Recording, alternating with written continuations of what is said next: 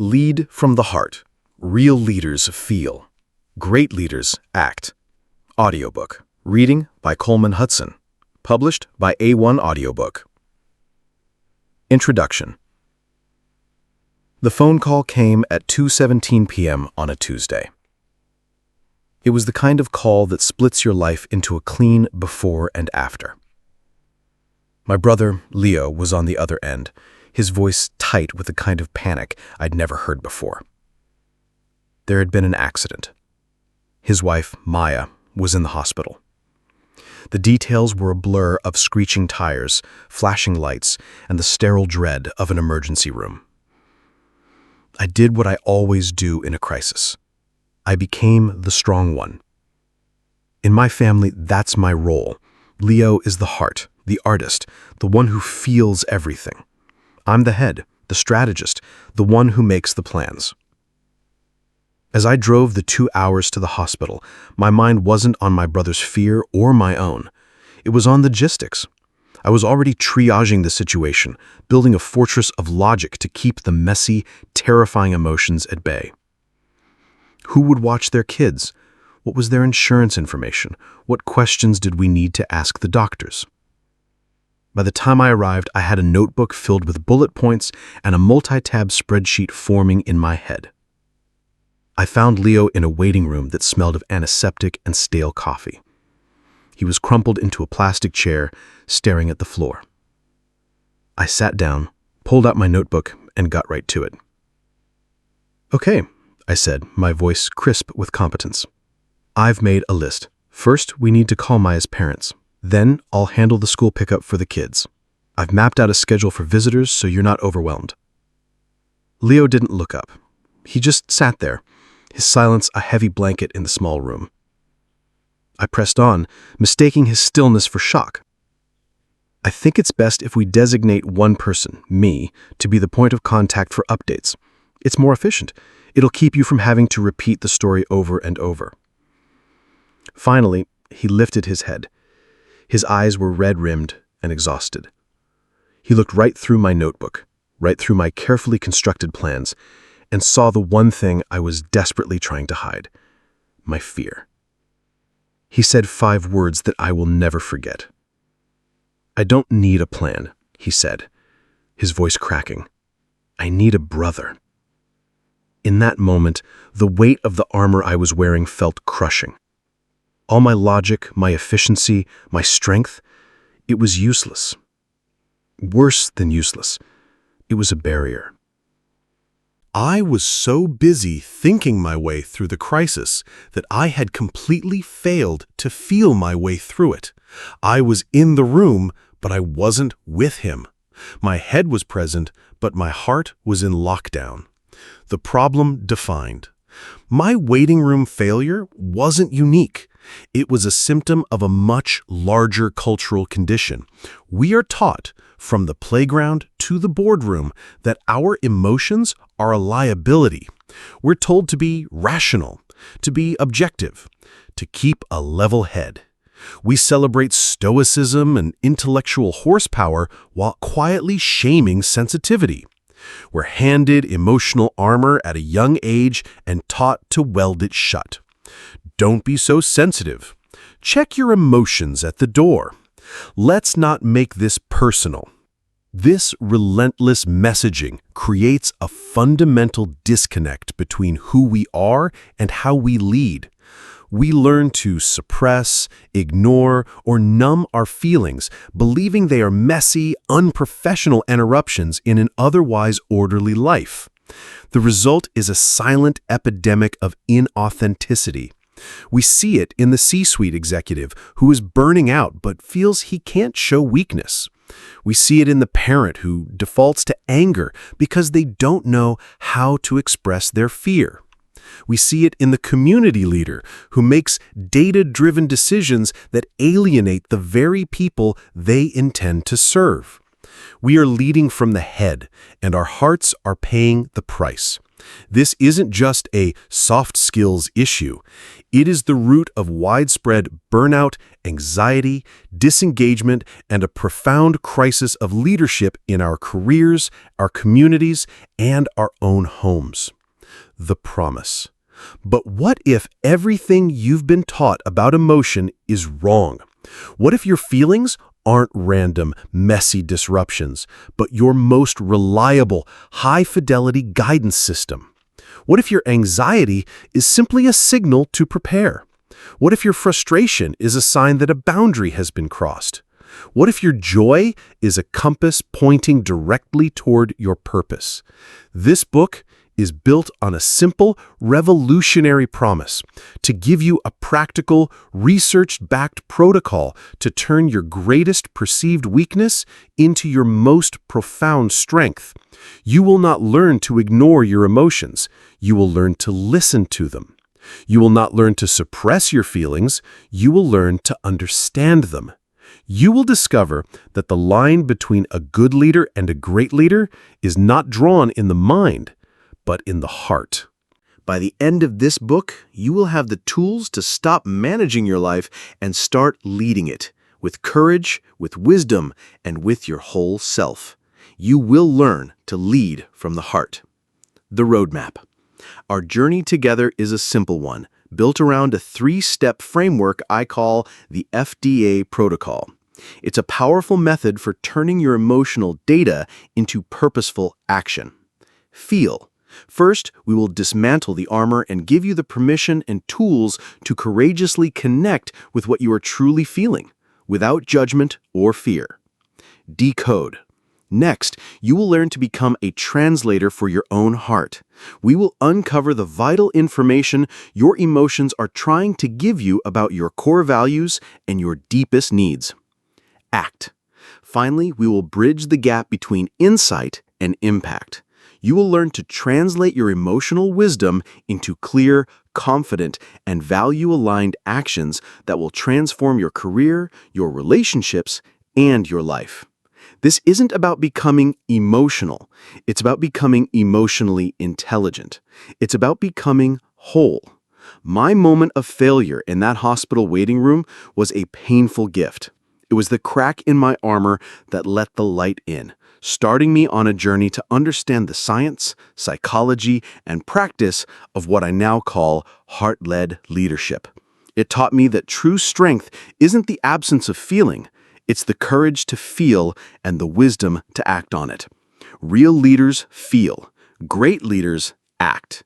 The person who starts this book will not be the same person who finishes it. You are about to embark on a journey to dismantle the armor you've been carrying and rediscover the leader who has been there all along. The only question is, are you ready to meet them? If the answer is yes, turn the page. Chapter 1. The Myth of the Emotionless Leader. Why your brain needs your heart. Picture the leader you've been taught to admire. They stand at the front of the room, calm and unflappable. Their jaw is set, their voice is even. While others are panicking, they are a rock of pure, cold reason. They are a chess master, seeing 10 moves ahead, their decisions driven by data, not drama. They are part strategist, part Vulcan, part human algorithm. They don't get angry, they get results. They don't show fear, they show strength. They have successfully checked their messy, unpredictable heart at the door. We know this character intimately. We've seen them in movies, read about them in business biographies, and maybe even worked for them. For generations, this has been our cultural blueprint for effective leadership. This myth, the myth of the emotionless leader, is powerful. It's also profoundly wrong. And it is quietly sabotaging our success, our fulfillment, and our ability to lead in a world that is crying out for more humanity, not less. Where did we get this idea? This belief didn't appear out of thin air. It's a legacy of a bygone era. It was born on the factory floors of the Industrial Revolution, where human beings were seen as components in a large, unfeeling machine. Efficiency was king, and emotions were friction in the gears. A good worker, and by extension, a good manager, was one who could suppress their personal feelings for the sake of the assembly line. That industrial mindset, though outdated, still echoes in the halls of modern work. It has shape-shifted into the hustle culture mantras of today. Crush it, outwork everyone, emotions are a distraction. We celebrate leaders who are always on, who treat sleep like a weakness and burnout like a badge of honor. We are taught that the mind is a brilliant supercomputer and the heart is a buggy, irrational piece of legacy software that needs to be silenced. But a quiet revolution has been happening in the labs of neuroscientists and the offices of the world's most innovative companies, and it has revealed a startling truth. The armor we've been taught to wear is not a source of strength, but a cage. The man who couldn't choose. For decades, the prevailing view in science was that emotions were the enemy of reason. Then came the pioneering work of neuroscientist Antonio Damasio. Damasio studied patients who had suffered a very specific type of brain injury. Their cognitive abilities, their memory, their logic, their capacity for calculation were perfectly intact. They could score in the highest percentiles on IQ tests. But they were missing one thing, the ability to feel emotions. Damasio had one patient, whom he called Elliot, who was a model of this condition. Elliot was intelligent and rational, but his life was falling apart. He couldn't make a decision. When asked to schedule an appointment, he might spend an entire afternoon debating the pros and cons of two different dates, unable to choose. When deciding where to eat lunch, he could logically list the attributes of every restaurant, but couldn't make the simple choice to walk into one. Damasio discovered the shocking reason. Elliot's injury had severed the connection between the thinking part of his brain, the prefrontal cortex, and the feeling part, the limbic system. Without access to his emotions, his logic was paralyzed. This research turned our understanding of the brain on its head. Emotions are not noisy interruptions. Emotion is a critical component of decision-making. Your feelings are the system that tells your rational brain what to pay attention to.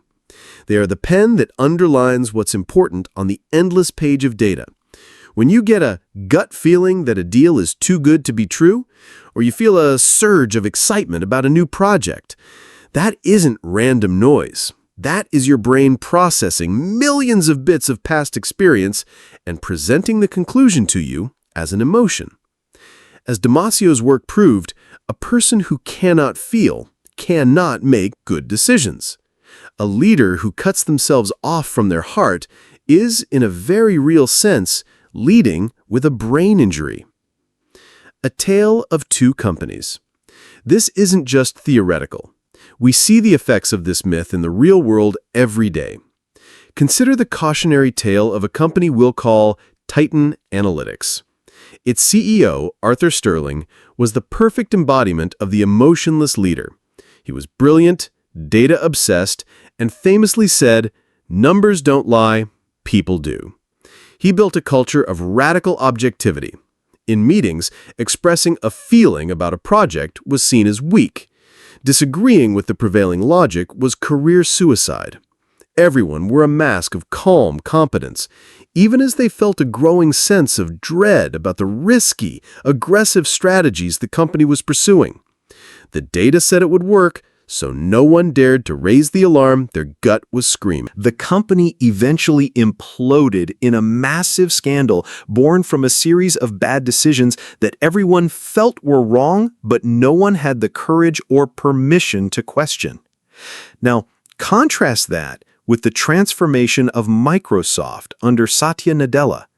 When Nadella took over as CEO in 2014, Microsoft had a notoriously aggressive, competitive internal culture.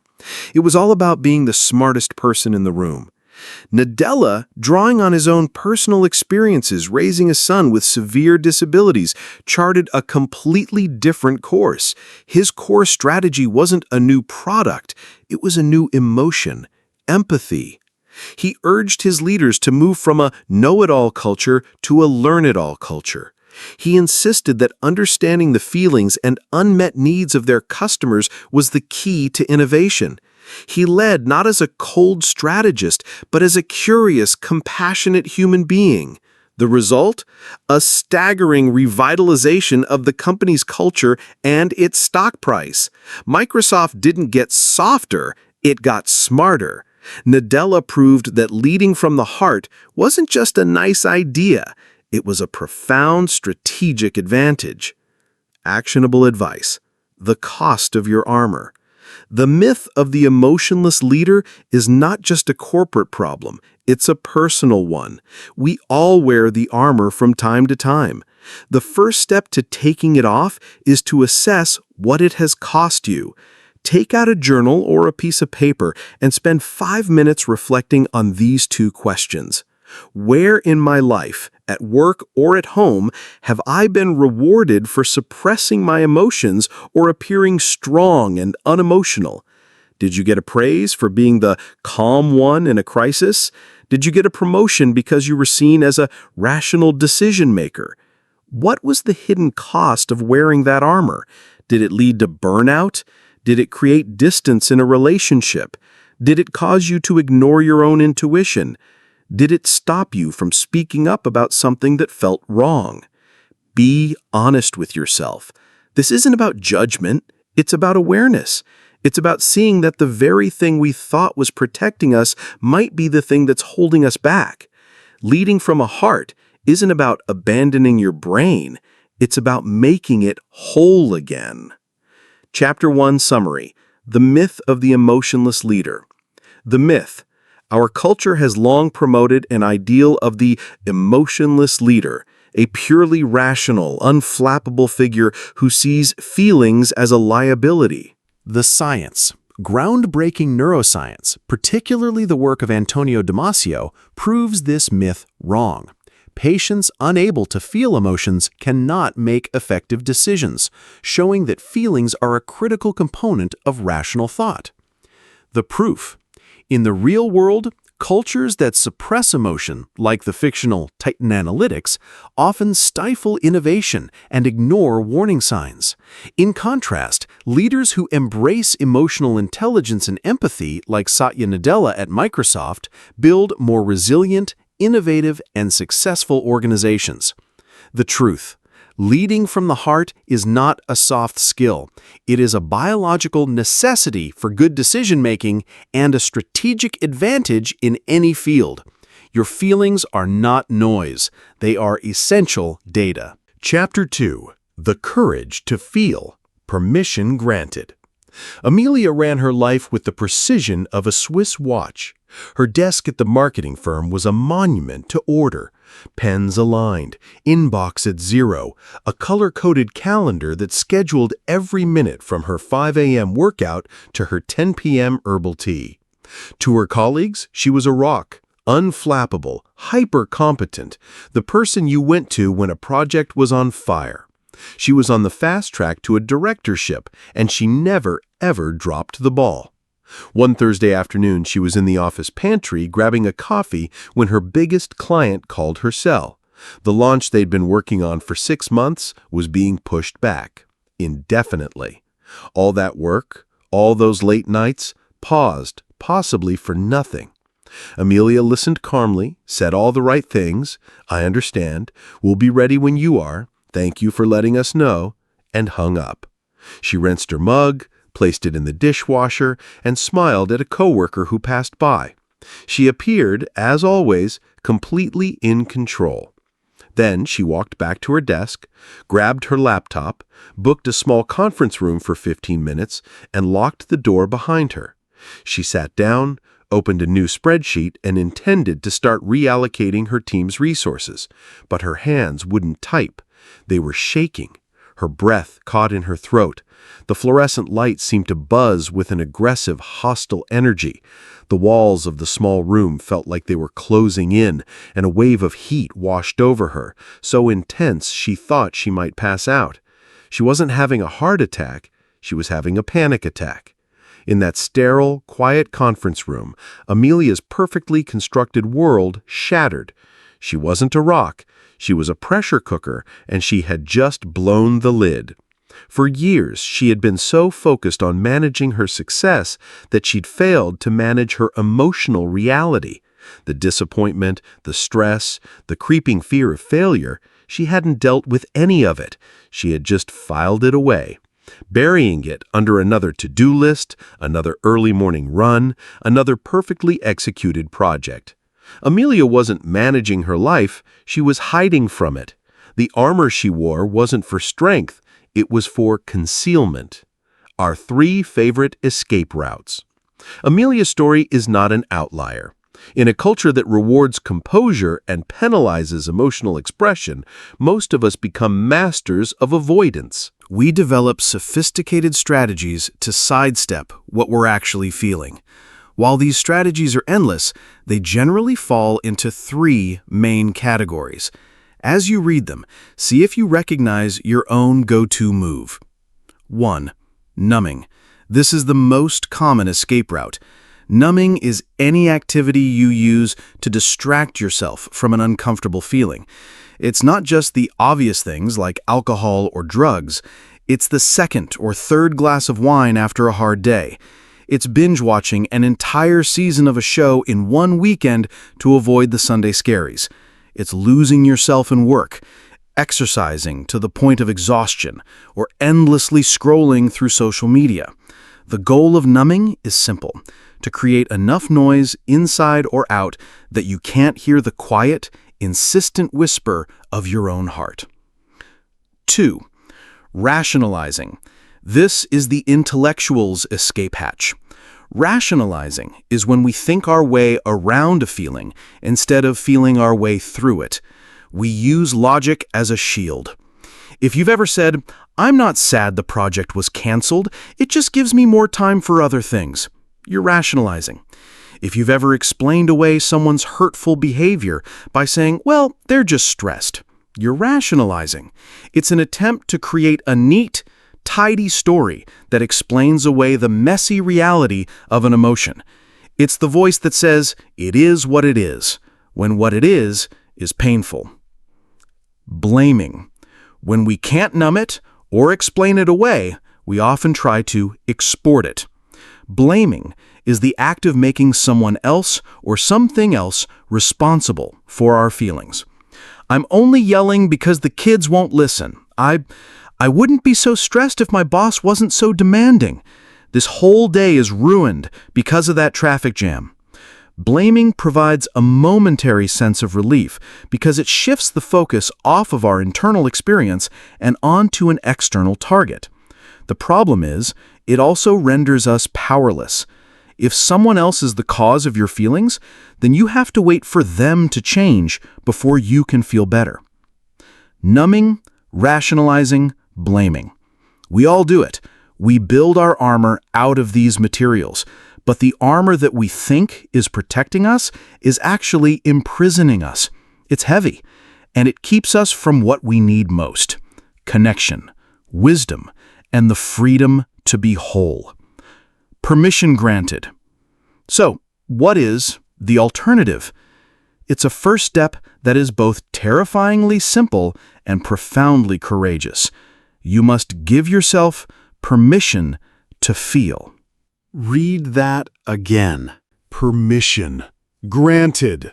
This is the foundational act of all heart-led leadership. It's the moment you decide to stop fighting, stop running, stop explaining, and simply allow an emotion to exist. It's the conscious choice to lower the armor and greet what's there with curiosity instead of judgment. A brilliant researcher and author, Dr. Brené Brown, has spent decades studying vulnerability, and her work has shown that we have it all backward. We see vulnerability, the willingness to show up and be seen when we have no control over the outcome, as weakness. In reality, it is the most accurate measure of courage we have. Feeling your disappointment is not weak, it's courageous. Acknowledging your fear is not a failure, it's the first step towards wisdom.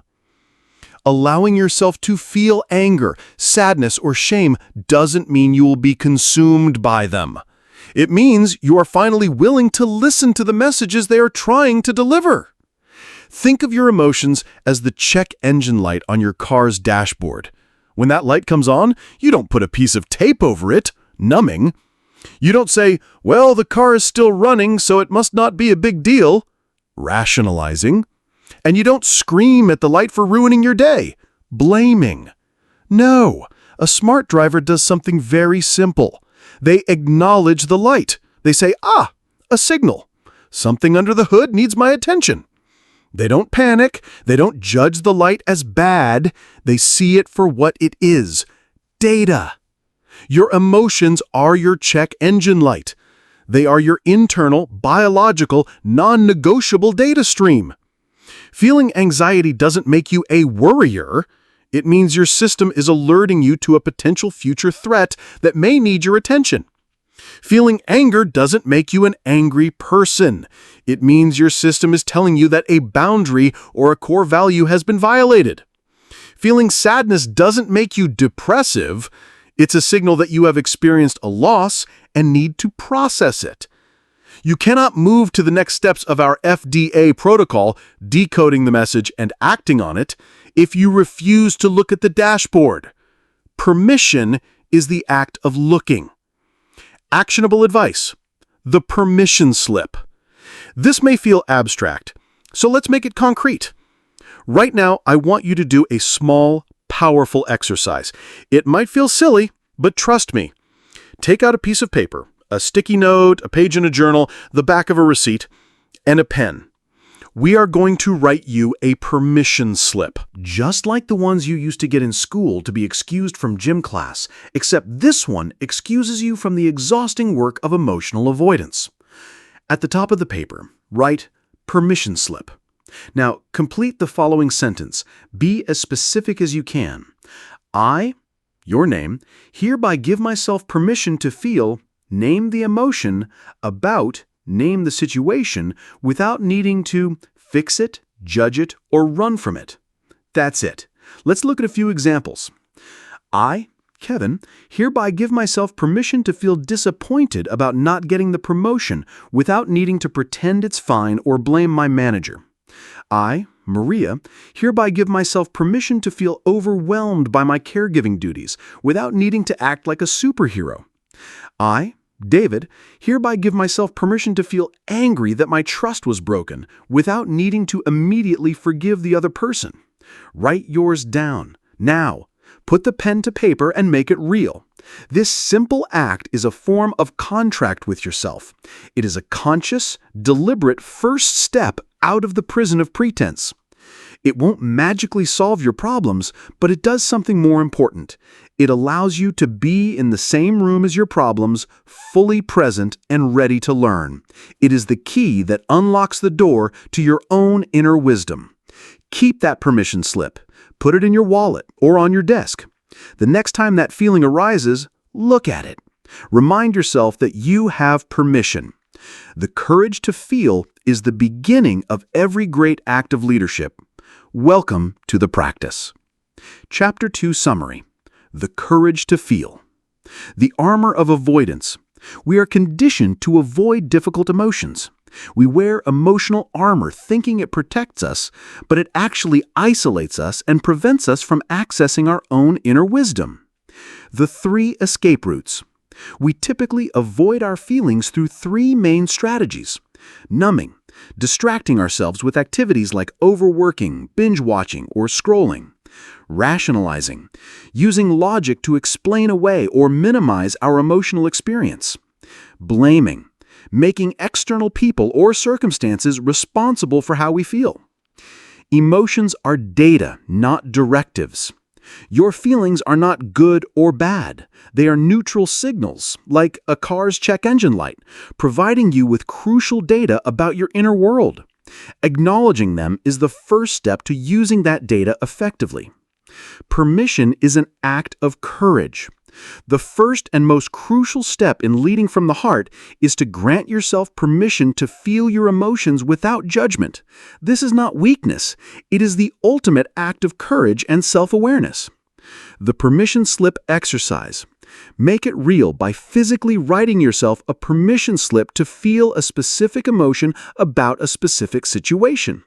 This tangible act solidifies your commitment to stop avoiding And start listening. Chapter 3. Your Emotional Dashboard, a User's Guide to Your Feelings. Jackson was a good manager and, he hoped, a good new father. But for the past 3 months, ever since his son was born, a strange and unwelcome emotion had taken up residence in his chest, a low-grade, constant irritation. It was there when his baby cried in the middle of a work call. It was there when his wife asked him to do the dishes after a long day. It was there when a team member missed a deadline. He felt terrible about it. He loved his son, he loved his wife, and he liked his job. So why was he so perpetually annoyed? He labeled the feeling grumpy and tried to muscle through it, telling himself to be more grateful, more patient, but the feeling persisted, a constant hum of static that made him feel distant from the people he cared about most. He was showing up physically, but his internal weather was a relentless, drizzling gray. Jackson's problem wasn't that he was a bad person. His problem was that he was using a blunt instrument to diagnose a complex issue. Calling his feeling grumpy is like a mechanic looking at a sputtering engine and saying, "It's broke." It's not wrong, but it's not helpful. It lacks the precision needed for a real solution. Most of us navigate our complex inner worlds with a vocabulary of about 3 words: mad, sad, or glad. We lack what psychologists call emotional granularity, the ability to put precise labels on what we're feeling. Without that precision, we're left confused and powerless. To lead from the heart, you need a better map. You need a user's guide. You need an emotional dashboard. Introducing your dashboard. Imagine the dashboard of your car. It's an elegant and at-a-glance summary of a complex system. You have a fuel gauge, a speedometer, a temperature gauge, and various warning lights. Each indicator has one specific job: to give you critical information so you can drive safely and effectively. You don't get angry at the fuel gauge for being on empty. You thank it for the information and find a gas station. Your emotional system is designed with the same beautiful functionality. Each feeling is a gauge, an indicator designed by millennia of evolution to help you navigate the world. The problem is, no one ever gave us the owner's manual. This chapter is that manual. We're going to stop treating our feelings as random mood swings and start seeing them for what they are: vital, functional, and purposeful signals. Here are 5 of the most important gauges on your new dashboard. 1. The fear and anxiety gauge, your future scanner. What it feels like? A sense of dread, worry, nervousness, racing thoughts, physical tension. What its job is? Fear and anxiety are your forward-looking threat detection system.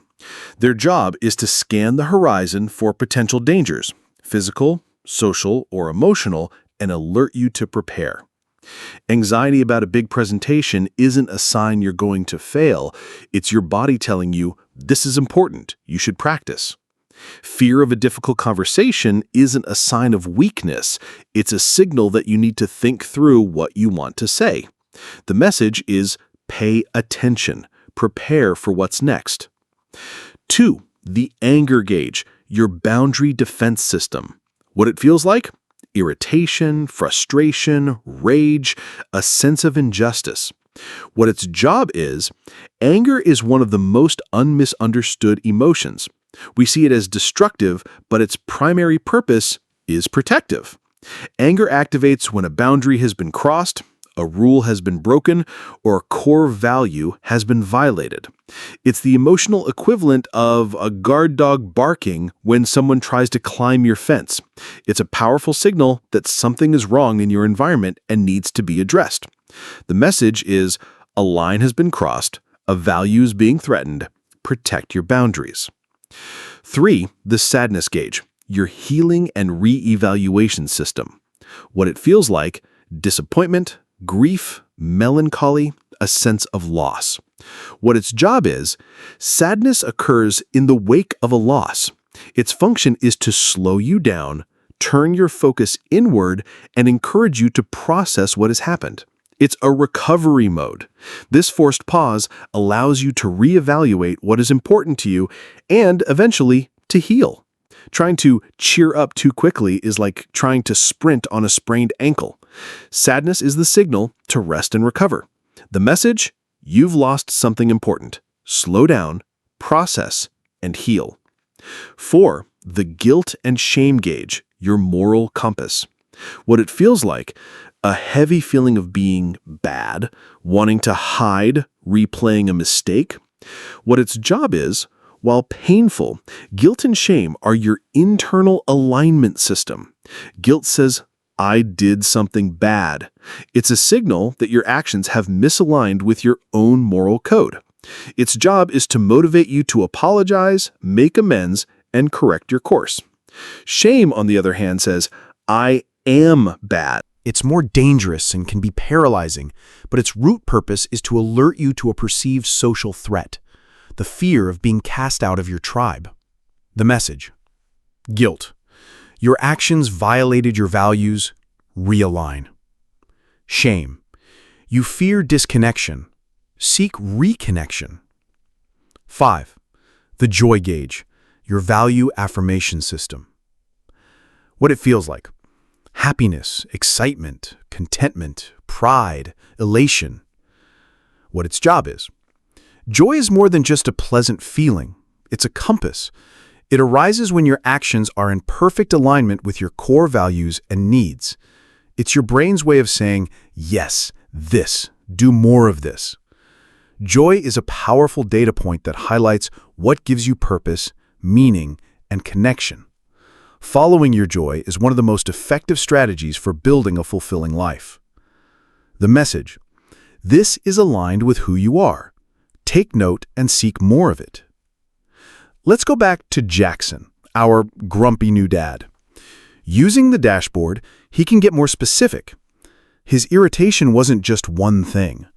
When he dug a little deeper, he realized his grumpiness was a cocktail of two distinct signals. First, his fear and anxiety gauge was flickering. He was worried about being a good father and a good provider. The baby crying during a work call triggered a fear that he was failing at both roles simultaneously. The message wasn't be grumpy, it was you're scared of failing at these new, important roles. Second, his anger gauge was activated. He wasn't angry at his wife or his baby. He was angry because a critical boundary, his need for rest and personal time, was being constantly violated by the demands of his new life. The message wasn't lash out, it was your personal boundaries have vanished and need to be reestablished. Suddenly, everything shifted. He wasn't a bad person, he was a person receiving valid data. This new clarity allowed him to have a completely different conversation with his wife, one about his fears and about how they could work together to carve out just 30 minutes of quiet time for him each day. The grumpiness didn't just vanish, it was replaced with connection and a plan. Actionable advice: chart your dashboard. Insight is only useful when it's applied. Your task is to become a skilled reader of your own dashboard. The next time you feel a strong or persistent emotion, don't just stew in it. Get curious. Use this simple chart to map it out. The emotional dashboard chart. 1. What's the dominant feeling? Be as specific as you can. Is it frustration? Disappointment? Nerves? Which gauge on the dashboard is this? Fear or anxiety? Anger? Sadness? Guilt or shame? Joy? What is the primary function of this gauge? E.g., to alert me to a threat, or to tell me a boundary was crossed. What might be the core message for me right now? Prepare for X. Protect value Y. Heal from Z. Example. 1. Dominant feeling is a knot in my stomach every Sunday evening. 2. Which gauge? Fear, anxiety. 3. Primary function. My future scanner is alerting me to a potential threat. 4. Core message. Prepare for the coming work week. Something about your job feels threatening or overwhelming right now. See the difference? The Sunday scaries is a vague complaint. My anxiety gauge is alerting me that something at work feels threatening is actionable data. It's a starting point for real problem solving. It moves you from being a victim of your feelings to being a partner with them. Chapter 3 Summary: A User's Guide to Your Feelings. Beyond mad, sad, glad. To understand our emotions, we need more precision than blunt, generic labels. A lack of emotional granularity keeps us stuck. Your emotional dashboard. Your feelings are not random. They are a highly functional dashboard of indicators. Each emotion has a specific job and serves a purpose in helping you navigate life. The 5 core gauges. Fear or anxiety. Your future scanner, telling you to prepare. Anger. Your boundary defense system, telling you a line has been crossed. Sadness. Your healing system, telling you to slow down and process a loss. Guilt or shame. Your moral compass, telling you to realign with your values. Joy. Your value affirmation system, telling you what to seek more of. Feelings are functional. By understanding the function of each emotion, you can move from being controlled by it to learning from it. Chart your dashboard. Use the chart provided to practice translating your raw feelings into clear, actionable messages. This builds the skill of self-awareness and is a critical step in the FDA protocol. Chapter 4: The Art of Attunement: How to Listen to Your Heartbeat. Coach Bill strode the sidelines of the high school basketball court like a caged tiger. His face was a thundercloud, his jaw set so tight you could crack a walnut on it. A player missed a defensive assignment and Bill exploded. He stomped his foot, the sound echoing in the half-empty gym, and threw his hands up in the air. "What are you doing out there, Peterson?" he roared, his voice raw with fury. The 16-year-old player flinched, his shoulders slumping. The entire team tensed up, playing not to win, but to avoid the coach's wrath. At the end of season banquet, Bill was voted most passionate coach. But he knew the truth. That wasn't passion on the sidelines. It was rage. And it wasn't helping his team. It was making them afraid. He loved the game, and he cared about his players. But in the heat of the moment, he wasn't a coach. He was a raw nerve. He wasn't having a feeling. The feeling was having him. This is the state of being emotionally hijacked. It's when a feeling, anger, anxiety, fear, takes over the driver's seat and your rational mind is stuffed in the trunk. For a moment, you become the emotion. All your good intentions, your values, your leadership skills, they all vanish. In Chapter 2, you gave yourself permission to feel. In Chapter 3, you learn to identify what those feelings are telling you on your emotional dashboard. Now comes the most crucial part of the feel stage, learning to notice the feeling as it's happening before it hijacks you. This is the art of attunement. Attunement is the practice of tuning into the frequency of your own body and mind. It's not about stopping your feelings. You can't stop a wave from forming in the ocean. Attunement is about becoming a skilled surfer, learning to notice the wave as it swells so you can ride it with intention instead of being crushed by it. Fortunately, there are 2 simple, powerful, and scientifically proven techniques that can help you become that surfer. Technique 1, the 90-second rule. Dr. Jill Bolte Taylor is a Harvard-trained neuroanatomist with an incredible story. In 1996, she experienced a massive stroke in the left hemisphere of her brain. As a brain scientist, she had the unique opportunity to observe her own mind as its functions shut down one by one. One of her most profound discoveries from this experience, which she later confirmed with her research, has to do with the lifespan of an emotion. When a feeling is triggered, it sets off a chemical reaction in your body. That rush of chemicals, the hormones that make your heart pound when you're scared or your face flush when you're angry, surges through your system and is then completely flushed out in about 90 seconds. Let that sink in. The actual physiological lifespan of an emotion is only a minute and a half. So if the chemical reaction is over in 90 seconds, why does a feeling like anger or anxiety seem to last for hours or even days? Because we re-stimulate it. We get hooked by a thought, and that thought triggers the emotional response again, and again, and again. Your boss says something critical in a meeting. The initial sting, the 90-second chemical wave, hits you. But then, an hour later, you replay the comment in your head.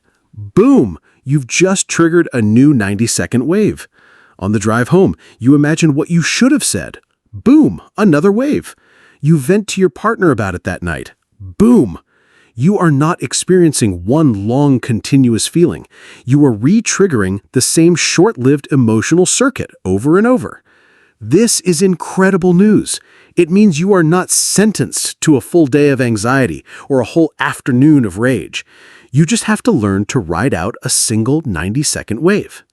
The 90-second rule gives you a finite, manageable frame time. It turns an overwhelming, endless emotion into a brief, observable event. It gives you the power to say, okay, my anger gauge is lit up. I can feel the adrenaline. My only job for the next minute and a half is to breathe and not add fuel to the fire by replaying the story in my head. Technique 2. Name it to tame it. So what do you do during that 90 seconds? You can't just grit your teeth and wait. This is where our second tool comes in, a brilliantly simple strategy from the work of Dr. Dan Siegel, a clinical professor of psychiatry at the UCLA School of Medicine. His research on the brain shows that one of the most effective ways to calm an emotional hijack is to simply give the feeling a name. When you are in the grip of a strong emotion, the activity in your brain is concentrated in the limbic region, your primitive, reactive, emotional brain. It's all heat and no light. But when you engage your language centers to find a precise word for what you are feeling, you force the energy to move into your prefrontal cortex, your rational, thinking brain. The simple act of moving from "ugh" to "okay, this is frustration" is a neurological game changer. It's like turning on a light in a dark room. You haven't eliminated the feeling, but you have shifted your relationship to it. You are no longer merged with the emotion. You are observing it. This creates a tiny sliver of space between you and the feeling, and in that space, wisdom and choice are born. Naming it pulls you out of the driver's seat of the runaway car and puts you in the chair of the calm observer. This connects directly to the emotional dashboard we built in the last chapter. When you feel that hot flush of feeling, you can mentally scan your dashboard and put a label on it.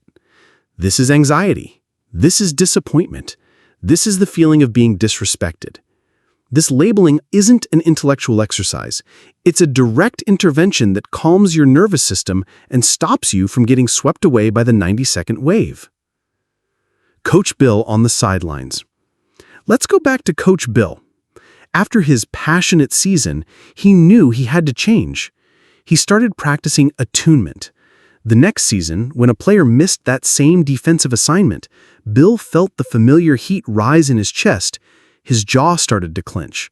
But this time, something was different. He had practiced noticing. Step 1. Attunement. He felt the physical sensation of anger beginning its surge. He noticed the wave. Step 2. The 90-second rule. Instead of immediately exploding, he thought to himself, okay, here it is. This is the wave. It's just 90 seconds. This thought alone kept him from stomping his foot.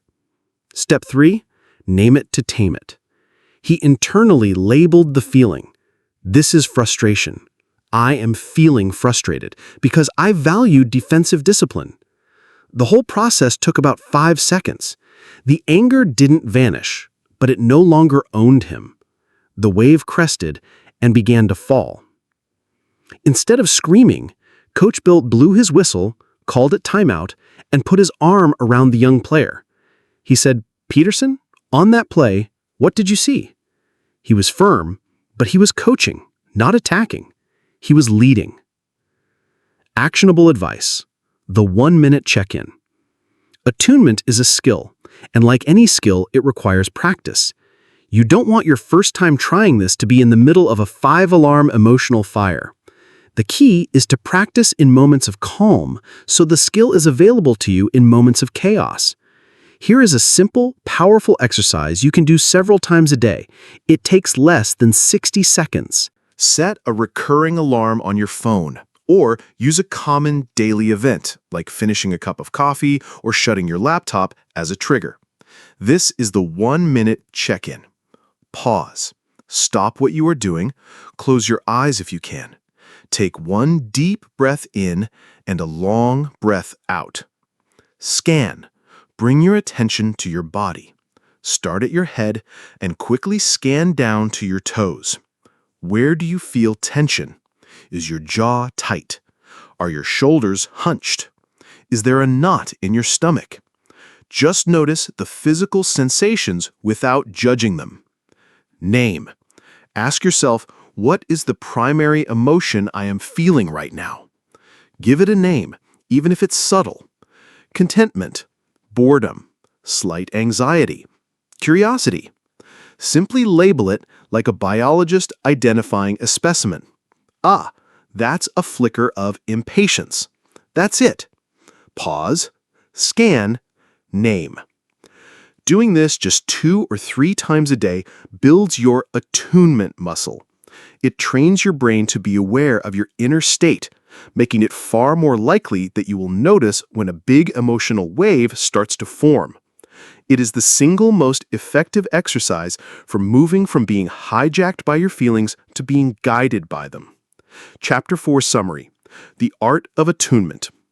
Emotional hijacking. This is the state where a strong emotion takes control, shutting down your rational mind. To lead effectively, you must learn to avoid being hijacked. Attunement is a skill.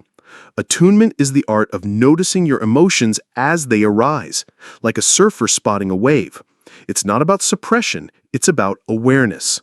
The 90-second rule.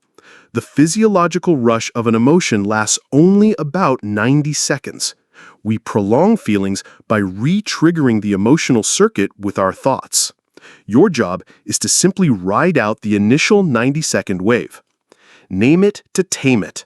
The simple act of putting a label on your feeling moves brain activity from your reactive emotional centers to your thinking prefrontal cortex. This creates space and calms your nervous system. The 1-minute check-in. Practice the skill of attunement with this simple 60-second exercise. Pause, stop and breathe. Scan, notice physical sensations in your body, and name. Label your current emotion. Chapter 5. The Sacred Pause, From Reaction to Response.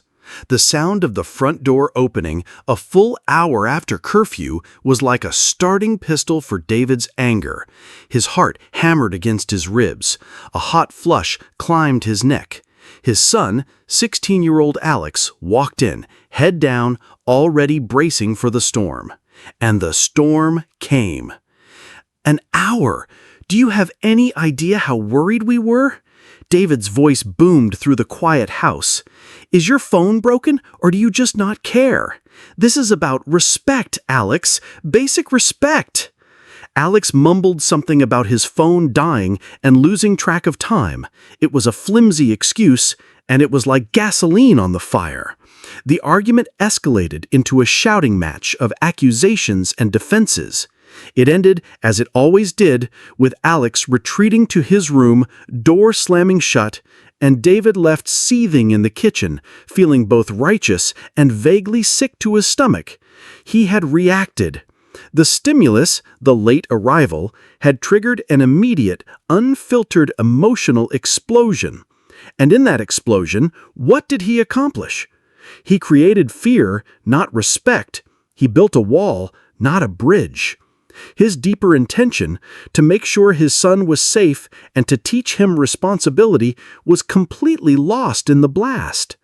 He had won the battle, but was decisively losing the war for connection with his son. David was stuck in a loop, a prisoner of his own reactivity. He was living on one side of a profound truth articulated beautifully by the psychiatrist and Holocaust survivor Viktor Frankl. Between stimulus and response, there is a space. In that space is our power to choose our response. In our response lies our growth and our freedom. David had no space. His stimulus and response were fused together. To change the outcome, he didn't need to stop feeling angry. He needed to learn how to create that space. He needed to discover the sacred pause. Your brain on autopilot. The amygdala hijack. To understand the power of the pause, we need to take a quick look under the hood of our own brains. Think of your brain as having two key players in any emotional situation. First, you have the amygdala. This is your brain's ancient, primitive alarm system. It's the smoke detector. Its only job is to constantly scan the environment for threats. When it perceives a threat, a swerving car, a looming deadline, a disrespectful teenager, it triggers an instantaneous, powerful fight-or-flight response.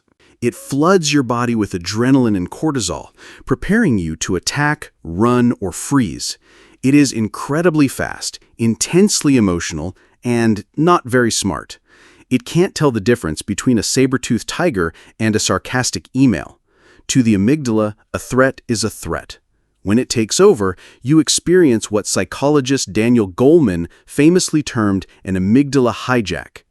Then you have the prefrontal cortex. This is the sophisticated, modern, rational part of your brain located right behind your forehead. It's the brain's CEO. The PFC is responsible for complex decision-making, emotional regulation, understanding consequences, and aligning your actions with your goals. It is wise, thoughtful, and logical, but it has one major disadvantage. It's much slower than the amygdala.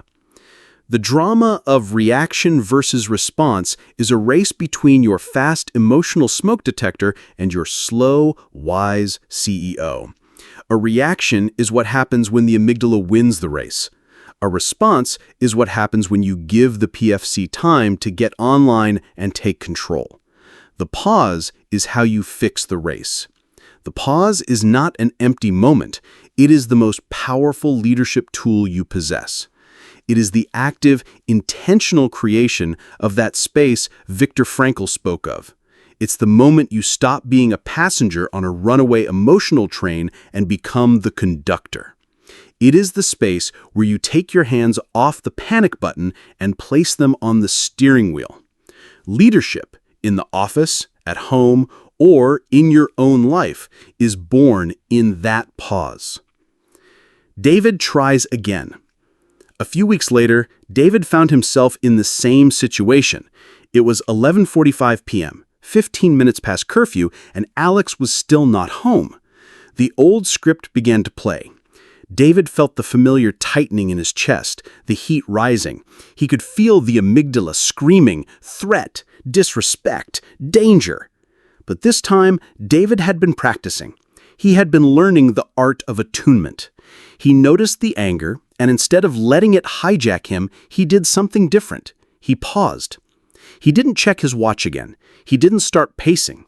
He walked to the sink, poured himself a glass of water, and took a slow sip. He felt his feet flat on the kitchen floor. In his mind, he named the feeling. This is anger, but underneath it is fear. I am scared because I love him and want him to be safe. That was it. That was the pause. It took maybe 10 seconds. When Alex walked in the door at 11:55, looking apologetic, David's brain was in a completely different state. His PFC was online. He was still angry, but the anger was now data he could use, not a tidal wave that would drown them both. He looked at his son, took a breath, and said, "I was really scared. We need to talk about this tomorrow, but for now, I'm just glad you're home safe." The air in the room didn't crackle with tension. Alex didn't retreat. He looked up, his shoulders relaxing. "I know," he said. "I'm sorry." The conversation the next day was a real conversation. It was about trust, communication, and responsibility, not a shouting match about rules. By creating a 10-second pause, David had changed the entire dynamic of his relationship with his son.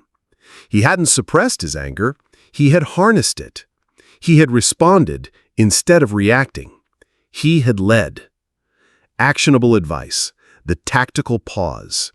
The sacred pause is a muscle. You have to build it. You need a concrete technique to use when you feel your emotional alarm system go off. This is the tactical pause.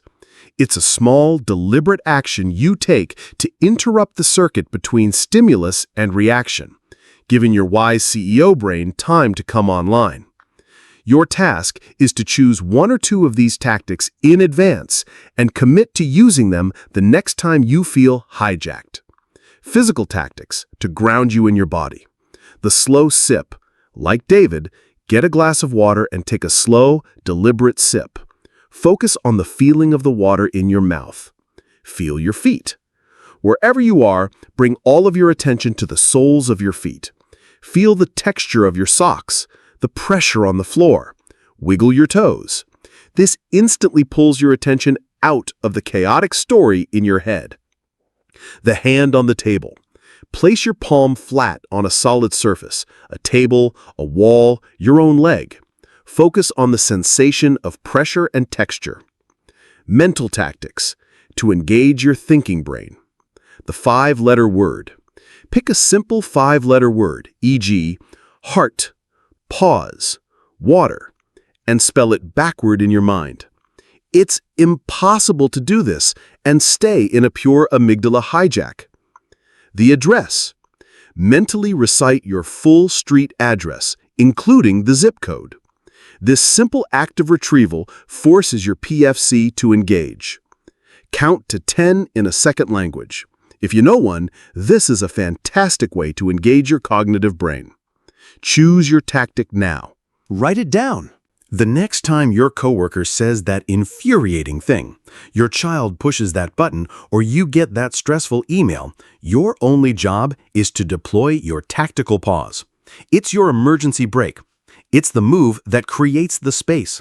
It's the action that gives you your power back. Chapter 5 Summary. The Sacred Pause.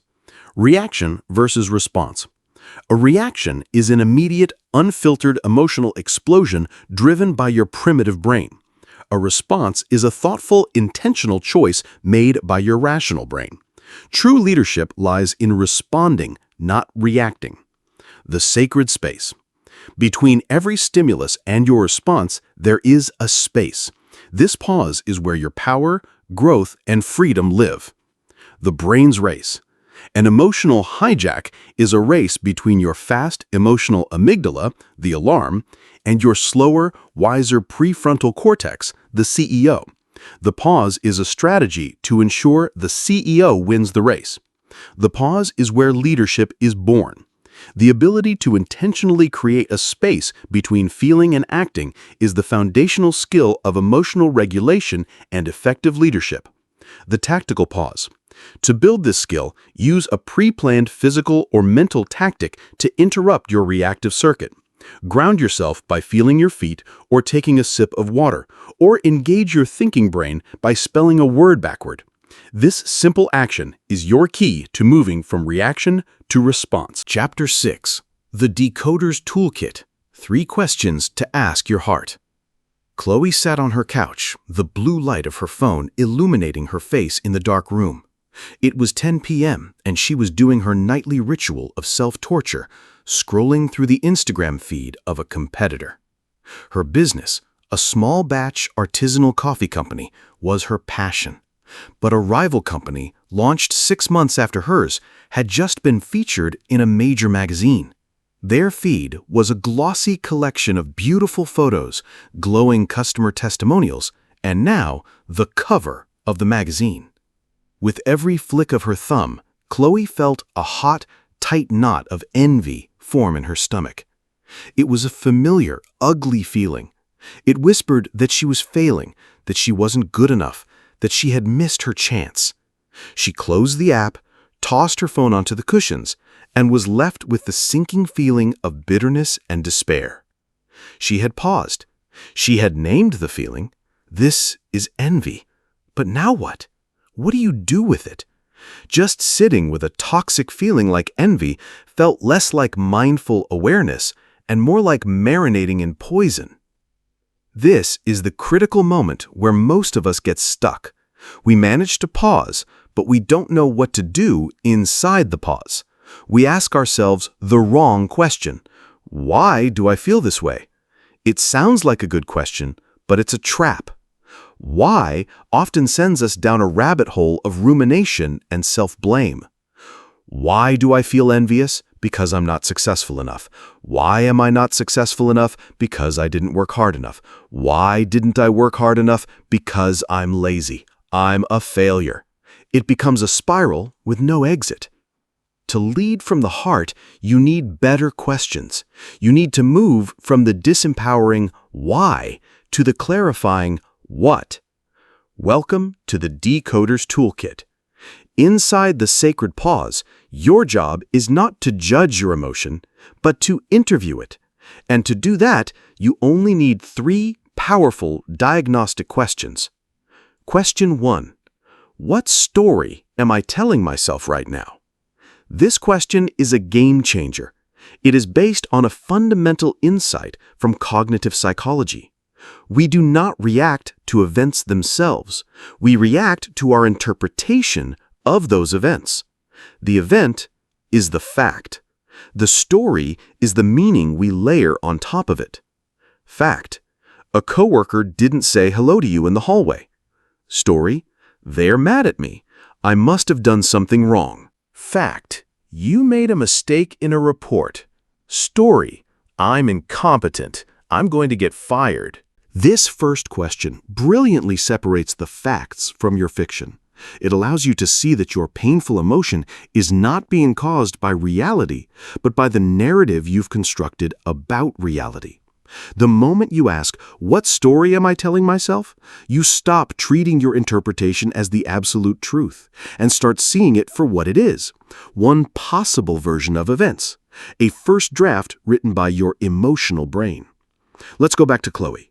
She paused and asked herself the question, what story am I telling myself? The answer came quickly. The story is that their success means my failure, that there's only one spot in the limelight and they took it. The story is that they are more talented, more worthy, and that my dream is now impossible. Just stating the story out loud changed everything. She could see how dramatic and absolute it was. Was it really true that their success made hers impossible? Or was that just a story? This first question doesn't fix the feeling, but it loosens its grip. It creates a space for other, more empowering stories to emerge. Question 2. What core value of mine is at play? Emotions are rarely random. They are flares that shoot up when one of our core values is either honored or violated. Strong feelings are signals that something we hold deeply important is in the room. This question connects the temporary emotion to your permanent sense of self. It elevates the conversation from a petty feeling to a profound principle. When you feel a negative emotion, it's often because a value is being threatened or neglected. Your anger at a teammate who missed a deadline might be because you value reliability. Your anxiety about public speaking might be because you value competence. Your sadness about a broken friendship might be because you value connection. When Chloe asked herself this question, she had to dig a little deeper. Why did seeing her competitor's success trigger such strong envy? What value was being threatened? At first, she thought it was success, but that felt too generic. Then she got closer. The magazine feature represented validation and forward momentum. The core value at play wasn't just success, it was growth. She had a deep personal need to be constantly learning, improving, and moving forward. Seeing her competitor's huge leap forward made her feel stagnant, and that feeling of stagnation was a violation of her core value of growth. This was a massive insight. Her envy wasn't some petty jealousy. It was a cry from a deep part of her soul that was craving growth. The feeling wasn't telling her to tear down her competitor. It was telling her to nourish herself. Question 3. What is the unmet need this emotion is pointing to? This is the final, deepest layer of the decoding process. Every challenging emotion is an indicator light for an unmet human need. Anger can point to a need for respect. Anxiety can point to a need for safety or certainty. Loneliness points to a need for connection. This question translates your emotion into a simple, actionable request. It moves you out of the past, what happened, and into the future, what you can do about it. It is the most empowering question of the 3, because it reveals what you must give yourself or ask for from others. Chloe took her value of growth and asked the final question, what is the unmet need this envy is pointing to? The answer was crystal clear. It wasn't a need for a magazine feature. It was a need for clarity and confidence in her own path. She had been so focused on watching her competitor that she had lost sight of her own unique strategy. The envy was a painful but vital signal that her own needs for a clear vision and self-assurance weren't being met. In the space of 5 minutes, Chloe had transformed a toxic, paralyzing emotion into a brilliant, personalized action plan. Envy became the story that their success means my failure, which led to the value of growth being threatened, which revealed the unmet need for clarity and confidence in her own journey. She didn't need to be featured in a magazine. She needed to sit down the next morning, turn off social media, and reconnect with her own business plan. Her envy didn't disappear, but it was no longer in charge. It had been demoted from a tyrant to a messenger, and she was grateful for the message. Actionable advice, the Decoder's worksheet. Now it's your turn. Knowledge becomes wisdom only through practice. Choose a recent emotional experience that was challenging for you, a moment of frustration, disappointment, anxiety, or anger. Grab a journal and use this worksheet to interview your heart. The Decoder's worksheet. The situation. Briefly describe the event that triggered the emotion, sticking to the objective facts. Example, my manager criticized my proposal in front of the team. The feeling. Use your emotional dashboard to name the specific feeling. I felt a mix of shame and anger. Decoder question 1. What story am I telling myself right now? Write down the narrative, the interpretation, the first draft story in your head. Example, the story is that my manager thinks I'm an idiot. Now the whole team has lost respect for me. I've been publicly humiliated and my career here is over. Decoder question 2. What core value of mine is at play here? What deep principle is being threatened or violated by the story? Example, respect, fairness, competence, security, connection, growth, honesty. Example, my core values of competence and respect are being threatened. Decoder question 3. What unmet need this emotion is pointing to? What do you fundamentally need right now? To feel safe, to be heard, to have clarity, to feel valued. Example, the unmet need is to feel that my contributions are valued and that feedback will be given in a way that feels safe and constructive. Look at your answers. See how you've traveled from a painful, reactive state to a place of profound clarity about what matters to you and what you need. This is the art of decoding. This is how you begin to lead from the heart. Chapter 6 Summary. The Decoder's Toolkit. Ask what, not why. The question, why do I feel this way, often leads to a cycle of self-blame. A better approach is to use a toolkit of what questions to interview your emotion. The 3 decoder questions. To translate your emotions into clear insights, ask yourself these 3 questions in order. What story am I telling myself right now? This separates the objective facts from your subjective interpretation. What core value of mine is at play here? This connects the emotion to your deep personal principles. Example, respect, growth, security. What is the unmet need this emotion is pointing to? This identifies the root cause and clarifies what you truly need. Example, to feel safe, valued, or connected.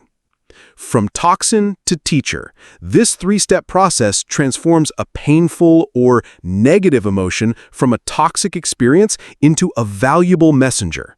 The Decoder's worksheet. Use the provided worksheet to practice this technique on your own emotional experiences, turning abstract feelings into a concrete map of your values and needs. Chapter 7. Your Personal Constitution.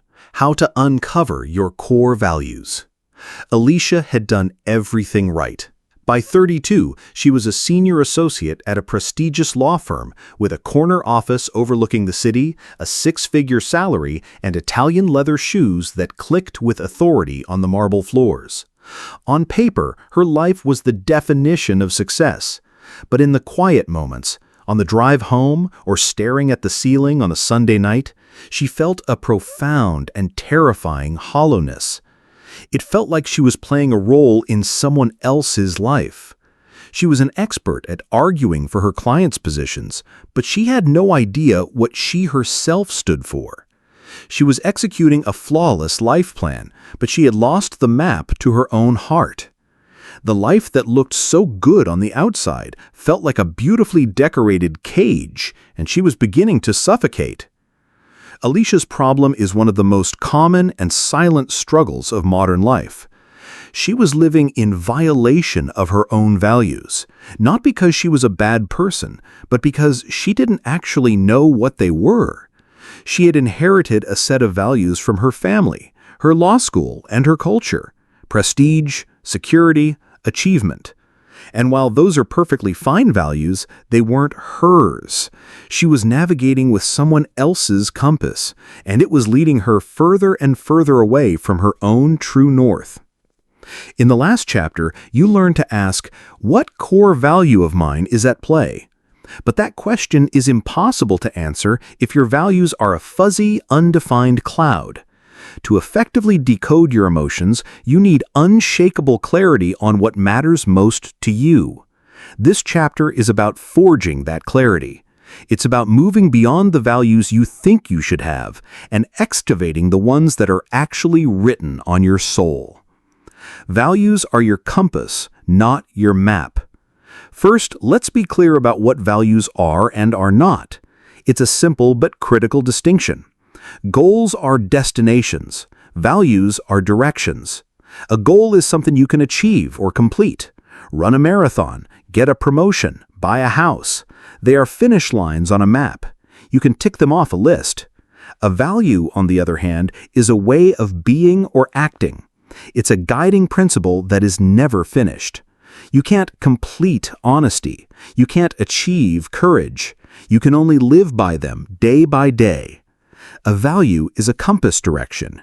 It is the lifelong act of pointing your life toward true north. You can achieve a goal while completely violating your values, and this is the precise formula for hollow success.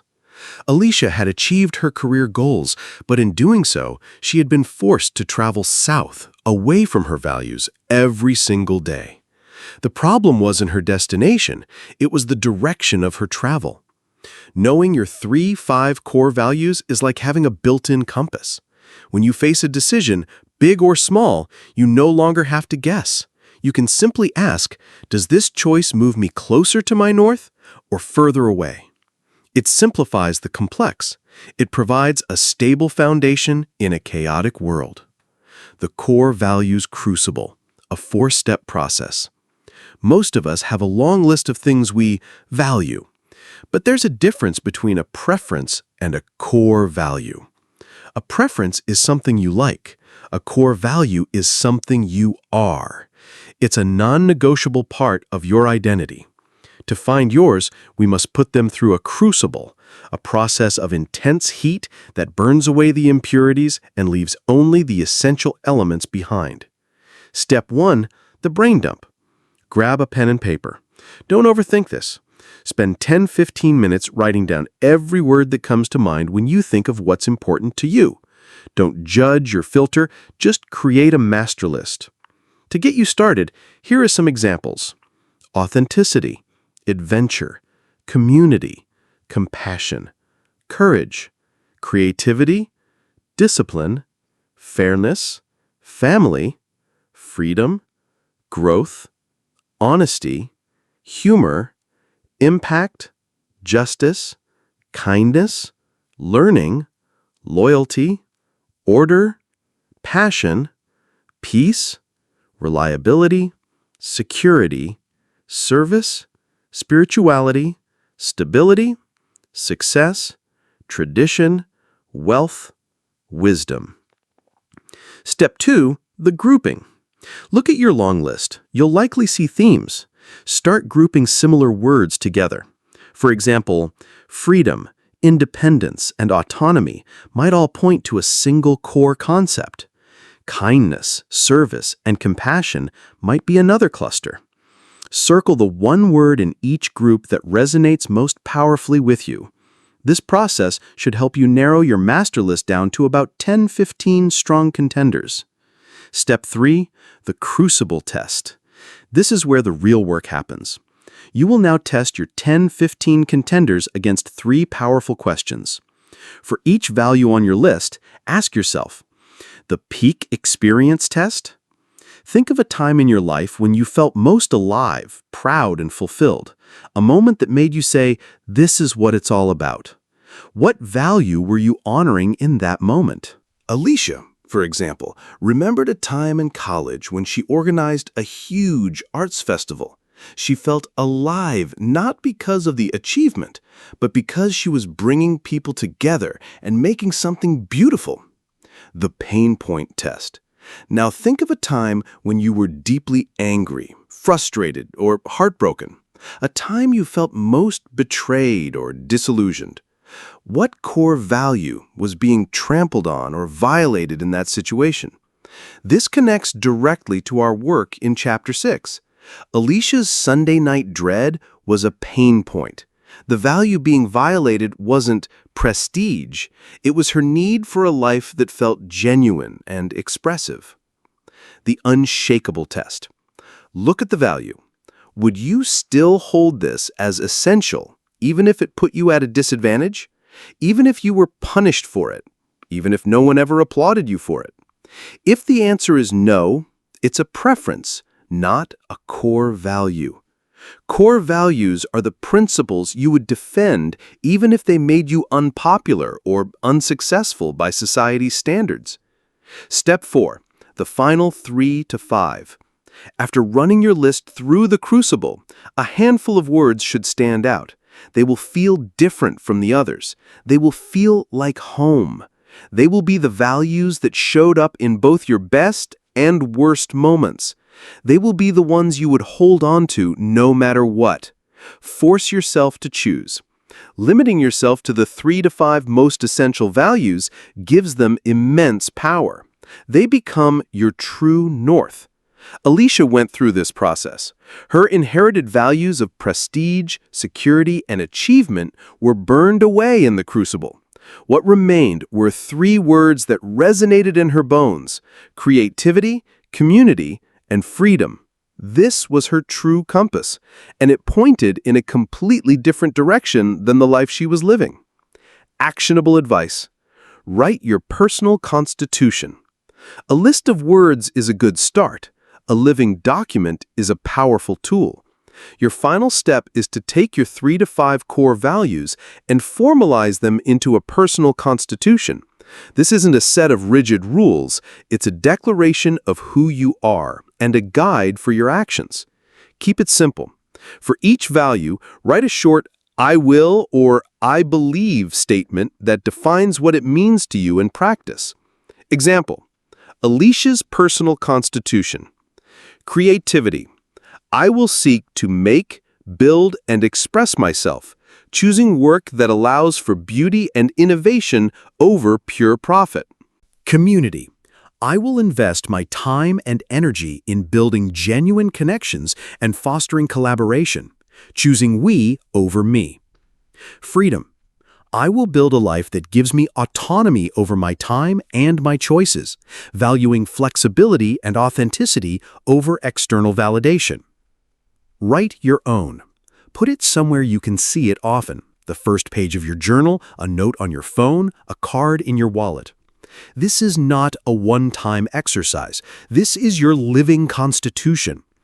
When faced with a choice, consult it. When you feel lost or confused, read it. It's your anchor. It's the definitive answer to the question, what do I stand for? Chapter 7 Summary: Your Personal Constitution. Values are a compass, not a map. Goals are destinations you can reach. Values are directions you live by. Hollow success comes from achieving goals while violating your core values. Inherited versus authentic values. Many of us unconsciously adopt values from our culture or family. This can lead to a life that looks good but feels empty. The goal is to excavate your own authentic values. The Core Values Crucible. Use this 4-step process to identify your non-negotiable values. Brain dump. Create a master list of everything you value. Group. Find themes and narrow your list to 10 to 15 contenders. Crucible test. Test each value against your peak experiences, your deepest pains, and whether you would hold it even if it brought disadvantage. Final 3 to 5. Force clarity by choosing the 3 to 5 most essential values. Write your personal constitution. Turn your list of values into a living document by writing a short, defining statement for each. This constitution becomes your ultimate guide for decision-making and your anchor in times of uncertainty. Chapter 8. The Architecture of Action. Designing Your Next Move. David, the father we met in Chapter 5, had a breakthrough.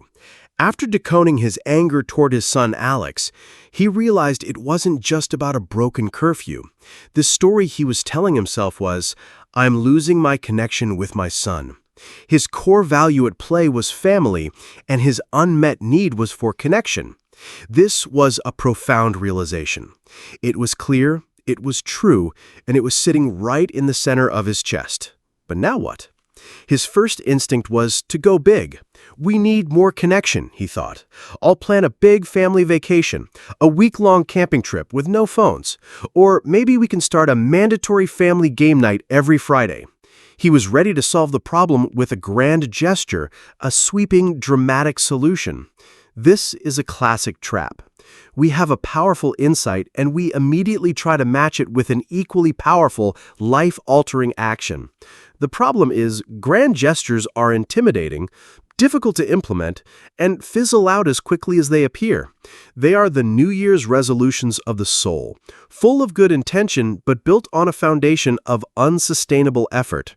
The path to lasting change is not paved with grand gestures. It's built brick by brick, with small, consistent actions. Insight without action is just trivia. It's a lovely thought that changes nothing. The final critical stage of the FDA protocol is to act. But we must learn to act wisely. This chapter is about becoming an architect of your own behavior, designing small, elegant actions that honor your big insights. It's about building a bridge from your heart to the real world, one small step at a time. The power of the micro-action. The science of behavior change, particularly the work of researchers like B.J. Fogg at Stanford and James Clear, author of Atomic Habits, has reached an overwhelming consensus. Motivation is unreliable. Willpower is a finite resource. The key to lasting change is to make the desired action as small, obvious and easy as possible. We're not going to set huge, audacious goals. We are going to design value-aligned microactions. A microaction is the smallest possible step you can take that honors the message you just decoded. It is an action so small you can't say no to it. It should take less than 2 minutes to complete. It's not about transforming your life in a day. It's about casting a vote for your new identity. If your decoded need is for clarity, your microaction isn't write a 5-year business plan. It's open a new document and write 1 sentence about what I want. If your decoded need is for health, your microaction isn't go to the gym for an hour. It's put on your running shoes. If your decoded need is for creativity, your microaction isn't write a chapter of my novel. It's open my journal and write for 1 minute. These actions seem ridiculously small. They almost feel like cheating, but they are profoundly powerful for 2 reasons. First, they bypass the part of your brain that resists change. The brain doesn't panic at the thought of putting on running shoes. Second, and more importantly, every microaction is a piece of evidence. It sends a message to yourself. I am the kind of person who values my health. I am a writer. I am a father who prioritizes connection. Lasting change isn't about the intensity of your actions. It's about the consistency of your actions. And consistency is born from simplicity. Designing your next move. Let's go back to David and his need for connection. His grand ideas for a camping trip were overwhelming. Instead, he asked himself the microaction question: what is the smallest possible step I can take right now that honors my need for connection with Alex? He thought about their daily routine. The most disconnected moments were right after school. Alex would come home, grunt a hello, and disappear into his room with his phone. David was usually still at his desk finishing up work emails. He found his microaction. It was simple, specific, and took less than 2 minutes. The microaction: when I hear the garage door open in the afternoon, I will close my laptop, walk to the kitchen, and get a glass of water. That was it. He wasn't committing to a deep conversation. He wasn't even committing to asking about Alex's day. He was simply committing to being physically present and available for 60 seconds. The first day, he did it. Alex came in, saw his dad in the kitchen, and paused. "Hey," he said, grabbing a snack. They exchanged a few words about nothing in particular, and Alex went to his room. It wasn't a movie scene, but it wasn't a grunt and a retreat either. It was a tiny shift. He did it again the next day, and the next. By the end of the week, this tiny action had started to change the atmosphere. The 60-second check-in sometimes turned into a 2-minute conversation. One day, Alex lingered and started telling him a long, complicated story about a video game. David didn't understand a word of it, but he leaned against the counter and listened. He was casting a vote for connection, and his son could feel it. The grand vacation wasn't necessary. The change was happening right there, in the kitchen, 1 glass of water at a time. Actionable advice: the Insight to Action Planner. You can't leave this process to chance. You need a system for converting your emotional insights into real-world behavior. Use this simple template, your Insight to Action Planner, every time you use the Decoder's Toolkit from Chapter 6. The Insight to Action Planner. Emotion felt. Decoded message, value or need. The grand gesture, what to avoid, what is my first overwhelming impulse, etc. 1 micro-action I can take in the next 24 hours. What is the smallest possible step that honors my decoded need? Must take less than 2 minutes. Easy, right? 1 habit I can build this week. How can I turn this into a small, consistent practice connected to an existing habit? For example, after I finish my morning coffee, I will spend 2 minutes tidying 1 small area. Let's apply this to another example. Remember Chloe from Chapter 6, who felt envy and decoded a need for clarity and confidence in her own path? 1. Emotion, envy. 2. Decoded message, need for clarity and confidence in my own path. 3. Grand gesture, redo my entire 5-year business plan and redesign my website. Too big. 4. Microaction. Tonight, I will take out a piece of paper and write down the 3 things I love most about my own company. 5. Habit. Every morning, before I check my email or social media, I will write down one priority for my business that day. This is how real, lasting change is architected. Not with dynamite, but with a trowel. You are not renovating your life. You are laying the foundation for a new one small, value-aligned brick at a time. Chapter 8 Summary. The Architecture of Action. Insight isn't enough. Real change only happens when emotional insight is translated into tangible action. Avoid the grand gesture trap. Our first instinct is often to make big, sweeping changes, but these are rarely sustainable.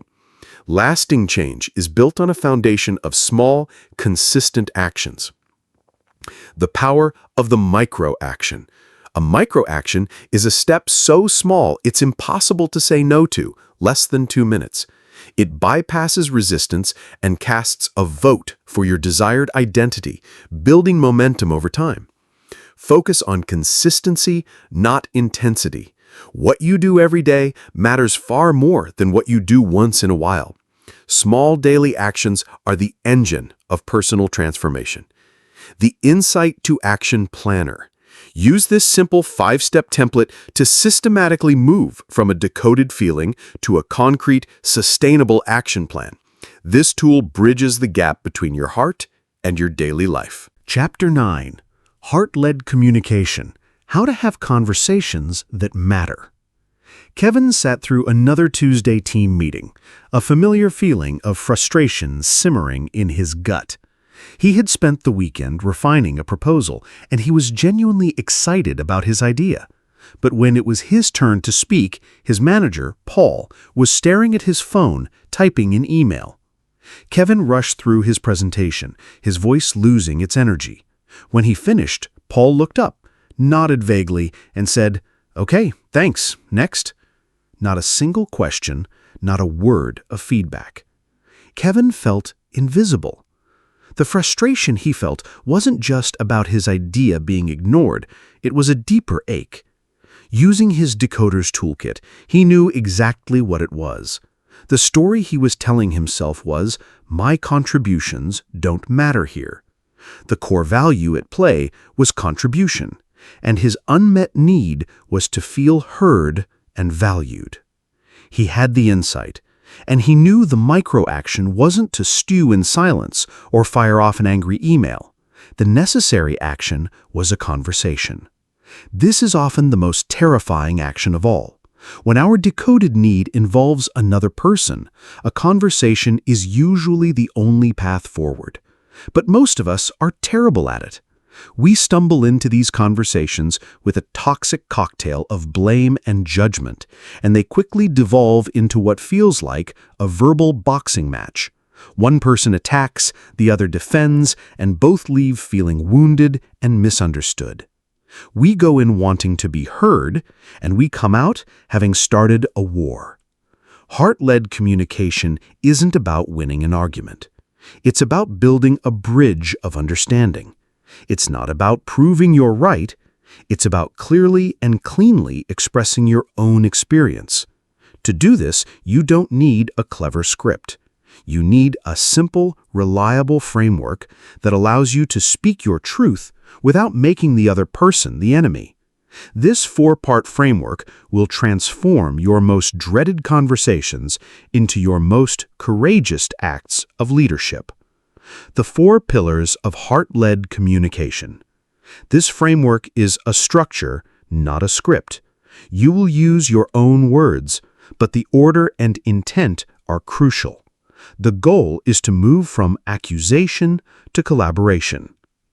Pillar 1, the observation, the what. Start with a neutral, objective, indisputable fact. Describe what you saw or heard like a camera recording a scene. The key is to strip out all judgment, blame, and exaggeration. Blame. You always ignore me in meetings. Exaggeration and judgment. Observation. When I was presenting my proposal in the meeting this morning, I noticed you were looking at your phone. Factual, specific, and indisputable. Blame. You never help around the house. Observation. I noticed the trash hadn't been taken out this morning. Starting with a neutral observation prevents the other person's brain from immediately going into defensive mode. You are stating a shared reality, not launching an attack. Pillar 2, the feeling, the how I felt. This is where you own your emotional response. Use a simple I felt statement. This is your truth and it cannot be argued with. No one can tell you that you didn't feel a certain way. This is the part of the conversation where you lead from your heart. Blame. It's so disrespectful when you do that. Feeling. And I felt disheartened. Connected to the observation. When I was presenting and I saw you on your phone, I felt disheartened. Notice the clean power of this. You are not saying, you made me feel disheartened. You are taking ownership of your emotional experience. Pillar 3, the need or value, the why it matters. This is the most important and often skipped step. It's where you explain the why behind your feeling. You connect your emotion to your core value or unmet need. This is the bridge that allows the other person to understand your perspective. It elevates the conversation from a complaint to a vulnerable expression of what matters to you. Connect it to the previous statement. When I was presenting and I saw you on your phone, I felt disheartened because my need to feel that my contributions are valued is really important to me. Can you feel the shift? Suddenly, Kevin isn't just a disgruntled employee. He is a person expressing a universal human need to be valued. It's almost impossible for the other person to argue with this. This pillar invites empathy, not defensiveness. Pillar 4, the request, the what I'd like. Finally, you must make a clear, positive, and actionable request. Don't ask for what you don't want. Don't ignore me. Ask for what you do want. A request is not a demand, it's an invitation. Use the phrase, would you be willing to? This gives the other person a sense of agency and choice. The full statement. When I was presenting and I saw you on your phone, I felt disheartened because my need to feel that my contributions are valued is really important to me. Would you be willing, in the future, to give your full attention to whoever is presenting, including me?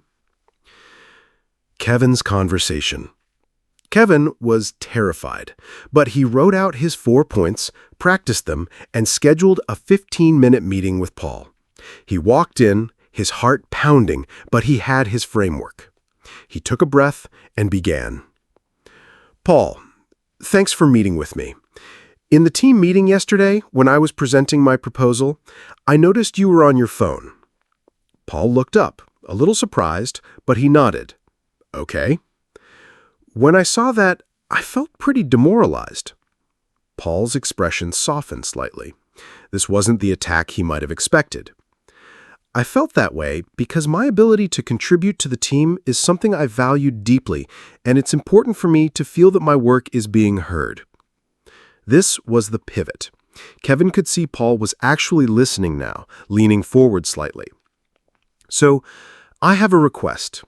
Would you be willing in future meetings to help me feel that my work is seen by putting your phone away during presentations? Paul was silent for a moment. Then he sighed. You know what, Kevin? You're right. I was handling a fire with another client, but that's no excuse. It wasn't fair to you. Yes, of course. I can absolutely do that. And I'm sorry. Now, tell me about your proposal again. I want to actually hear it. Kevin walked out of that office feeling 10 feet tall. He hadn't just gotten his point across, he had deepened the level of respect in his relationship with his boss. He didn't win an argument, he opened a dialogue. He Led. Actionable advice. Script your next conversation. Think of a difficult conversation you need to have with a partner, a colleague, a family member, or a friend. Don't have it yet. First, prepare for it by scripting it out using the 4 pillars. This isn't about memorizing lines, it's about clarifying your own thoughts and intentions. Heart-led conversation planner. The neutral observation. What did I see or hear? Just the facts. The I felt statement. What was my honest emotional response? The core need or value. Why did this matter so much to me? The clear and positive request. What do I want to ask for? Would you be willing to? Prepare it, rehearse it. Then, when you're ready, take a deep breath and have the conversation that matters. This framework won't guarantee you'll always get what you want, but it will guarantee that you will show up as your most courageous, honest, and effective self. Chapter 9 Summary. Heart-led communication. The goal is connection, not victory. Difficult conversations often fail because we try to win an argument instead of building a bridge of understanding. The 4 Pillars Framework. To have a conversation that matters, structure your communication around 4 key pillars. Observation. State the neutral, objective facts of the situation. Feeling. Own your emotional response with an I felt statement. Need or value. Explain why it matters by connecting your feeling to a core need or value. Request. Make a clear, positive, and actionable request, starting with would you be willing to? From accusation to collaboration. This framework is designed to prevent defensiveness and invite empathy, transforming a potential conflict into a collaborative problem-solving session. Prepare for courage. Use the conversation planner to script out your thoughts and clarify your intentions before having a difficult conversation. Preparation is the key to showing up as your best self. Chapter 10. The Resilient Heart, Leading for the Long Haul. Maria stood at the podium in the drafty town hall, the microphone humming with feedback. She was a community organizer, and her small nonprofit was trying to get a new public garden approved for a neglected neighborhood. She had spent months on this project, hosting meetings, gathering signatures, drafting plans. But tonight, the opposition was out in full force. A man in the front row stood up, his face red with anger, and accused her of trying to waste taxpayer money on weeds and dirt. A few people clapped in agreement. A year ago, this moment would have crushed her. The public criticism, the feeling of her hard work being dismissed, it would have triggered a spiral of shame and doubt that would have lasted for days. She would have gone home, replayed the man's angry words, and questioned everything. Her armor would have been a brittle shell, cracking under the first sign of attack. But tonight was different. As the man spoke, Maria felt the familiar heat of anger and the cold sting of disappointment. She noticed it. She named it. This is anger at the injustice. This is sadness for the setback. She took a slow, silent breath. She felt her feet on the floor. In the space of 5 seconds, she ran through her protocol. Story: my work is failing and these people hate me. Value: my core value of community is being threatened. Need: I have a need to feel that my efforts for positive change are seen and respected. This internal process didn't make the criticism disappear, but it changed its nature. It was no longer a personal attack on her worth, it was an obstacle to her mission. She was no longer a victim, she was a leader facing a challenge. When the man finished, she stepped back to the microphone, her voice steady. "Thank you for sharing your perspective," she said, her tone calm and respectful. "I hear your concern about taxpayer money. It's a valid one. Let's talk about the long-term value this project brings to our community's health and property values." Maria was practicing heart-led leadership for the long haul. She was building a resilient heart. The myth of the straight line. After learning a new system like the FDA protocol, it's easy to fall into the perfection trap. We imagine our personal growth as a straight upward-sloping line. From now on, we'll always pause. We'll always decode our feelings perfectly. We'll always have courageous, effective conversations. But growth is not a straight line. It's an upward spiral. You will circle back to the same challenges again and again. You will have days where you get completely hijacked. You will react instead of responding. You will yell at your kids. You will sit in silent resentment. You will fail. Let me say that again because it's the most important truth in this chapter. You will fail. Resilience is not the art of never falling down. It is the art of getting back up, a little wiser and a little stronger than before. Leading from the heart is not a one-time decision. It is a million tiny choices. It's a lifelong practice, like learning an instrument or a sport. You don't expect to play a flawless concerto after 10 lessons. You don't get angry at yourself for missing a free throw. You practice, you learn from the miss, and you take the next shot. Your emotional life is the same. The goal is not perfection. The goal is progress. Emotional compound interest, the power of small deposits. How do we measure that progress? We measure it with a concept I call emotional compound interest. In finance, compound interest is the interest you earn on your initial deposit, plus the accumulated interest from previous periods. It's the magic that turns small, consistent savings into significant wealth over time. Your emotional life operates on the exact same principle. Every time you successfully use the FDA protocol, you are making a small deposit into your account of self-trust and integrity. When you pause instead of yelling, you make a deposit. When you name your anxiety instead of numbing it, you make a deposit. When you have a courageous conversation, you make a deposit. When you choose a micro-action that aligns with your values, you make a deposit.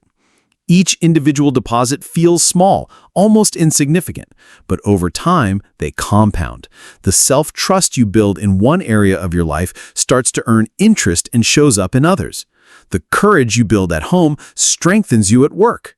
Your integrity becomes a powerful, self-reinforcing asset. On a bad day, when you get hijacked and react poorly, you are not bankrupting your account. You have a deep reserve of self-trust to draw upon. You can look at the failure not as proof that you are a failure, but as a single withdrawal from a very healthy account.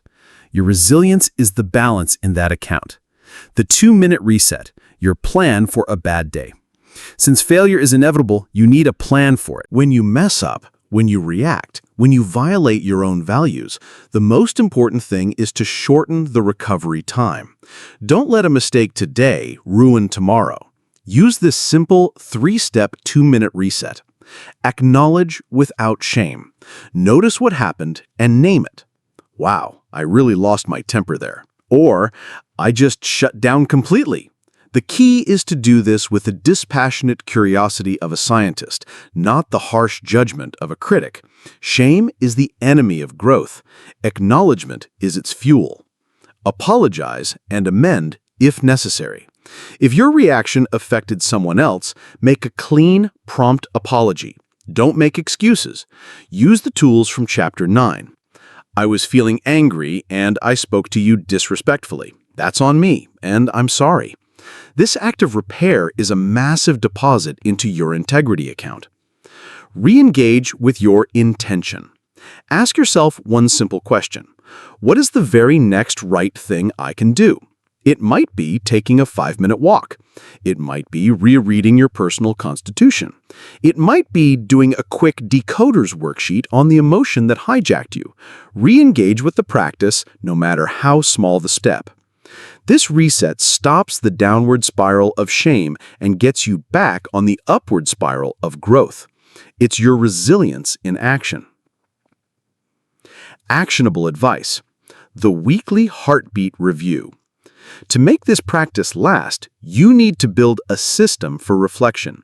You need to carve out a small amount of time to intentionally check in with your heart. I call this the weekly heartbeat review. It's a 10-minute appointment you make with yourself once a week, perhaps on a Sunday evening or a Friday afternoon. It's the single best way to ensure this book becomes a part of who you are, not just something you read. Grab your journal and answer these 3 simple prompts. The weekly heartbeat review. What was my biggest emotional challenge this week?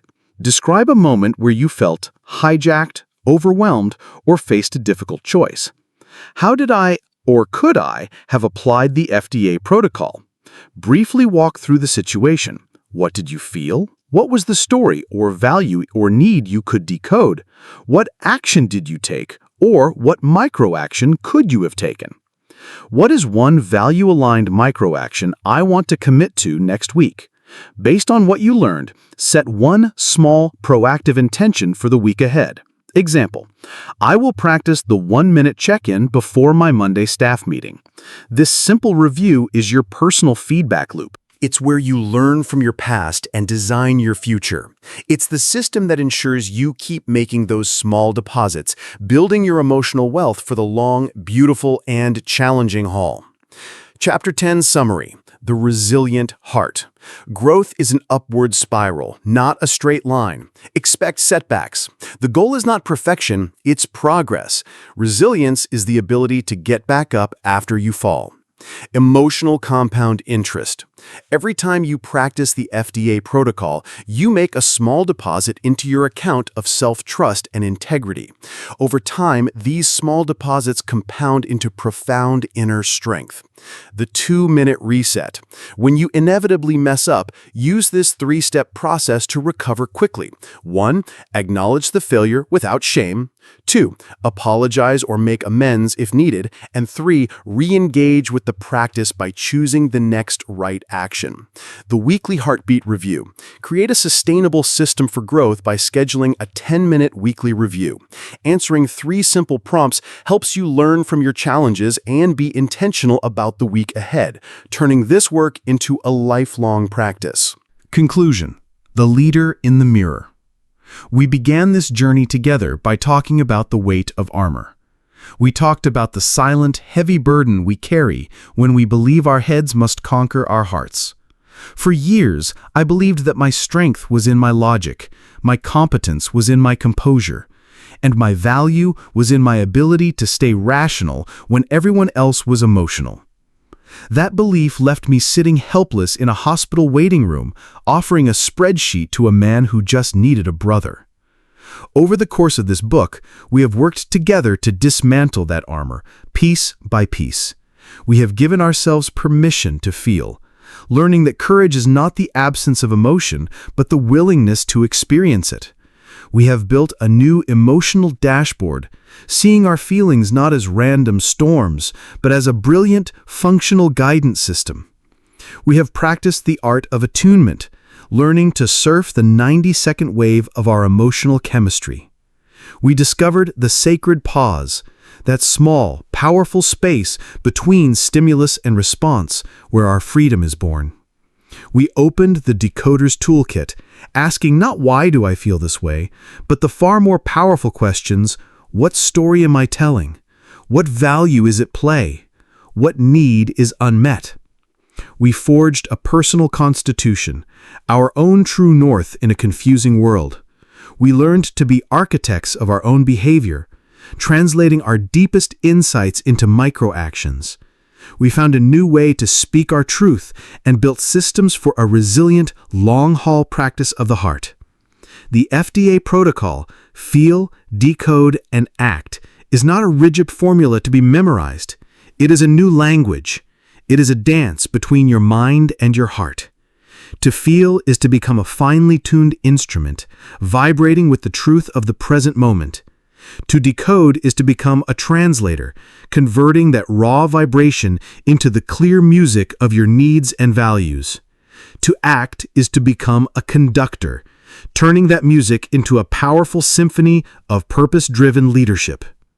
A few months ago, I got another one of those phone calls that splits your day in two. I was leading a major project at work, and our primary supplier, a company we depended on for a critical component, had just gone bankrupt, overnight, without warning. The project and months of my team's work was on the brink of complete collapse. The old me would have gone into immediate lockdown. I would have felt the cold dread in my stomach and instantly shoved it down, replacing it with a flurry of frantic activity. I would have hidden the severity of the problem for my team to avoid causing a panic. I would have worked 18-hour days, trying to solve it all myself, believing that was what a strong leader did. My armor would have been thick and impenetrable. But on this day, I paused. I felt the wave, the gut punch of fear, the spike of anger at the unfairness of it all. I let the 90 seconds pass. I named it. This is fear of failure. This is panic. Then, inside the pause, I decoded. The story? I've failed. I've led my team into a dead end. I am going to lose their trust. The value being threatened was my deep commitment to reliability and trustworthiness as a leader. The unmet need, my need wasn't just to fix the problem. It was a need for honesty and shared ownership with my team. The decoded message was crystal clear. The old way, hiding the problem and trying to be the hero, would have directly violated the very values at stake. The most value-aligned action was not to hide the truth, but to share it. I called an emergency meeting. I walked in, stood before my team, and I led from the heart. "I have some bad news," I started, and I laid out the situation plainly. Then, I did the scariest thing of all. I took off the armor. "Frankly," I said, my voice steady but honest, "this is a huge blow, and I'm worried. I don't have an immediate answer, but what I do have is absolute faith in the people in this room. We are facing this together. So, let's get to work. How do we solve this?" The air in the room didn't fill with panic, it filled with energy. My vulnerability didn't fracture their trust, it solidified it. By leading with my heart, I had invited theirs to the table. The ideas that emerged in the next hour were more creative and brilliant than anything I could have ever conceived of alone.